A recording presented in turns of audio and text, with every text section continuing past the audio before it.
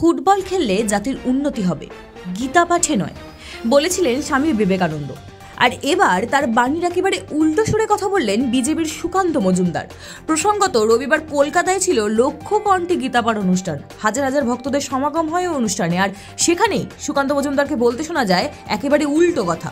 তিনি বলেন, ফুটবল খেলে কোনো লাভ হবে না, বরং লাভ আছে গীতা পাঠে। আর এই কথা বলতে গিয়ে বাম আমলের শাসনের কথাও টেনে আনেন তিনি।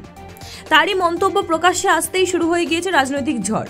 এ প্রসঙ্গকে নিয়ে বলতে ছাড়েনি শাসক দল তৃণমূল কংগ্রেস। তৃণমূল সাংসদ মহুয়া মৈত্র থেকে শুরু করে রাজ্য সম্পাদক কুণাল ঘোষ এই মন্তব্যের বিরোধিতা করেন। তৃণমূল নেত্রী সায়নী ঘোষ টুইট করে জানিয়েছেন, স্বামী বিবেকানন্দকে অপমান করে সুকান্ত মজুমদার বিজেপির কফিনের শেষ পেরেকটি পুঁতেছেন। সম্ভবত তিনি স্বামীজির গভীর শিক্ষাকে প্রকৃত অর্থে বোঝার জন্য দিল্লিতে তার প্রভুদের পায়ের কাছে ঘোরাফেরা করতে ব্যস্ত। প্রসঙ্গত 2021 সালে সায়নী ঘোষের কন্ডম সংক্রান্ত একটি পোস্ট আগুন জ্বালায় গোটা রাজ্যে। রাজনৈতিক মহলের একাংশের বক্তব্য, যখন তার পোস্ট সামনে এসেছে, কিভাবে তিনি সুকান্ত মজুমদারের দিকে পাল্টা আঙুল তোলেন।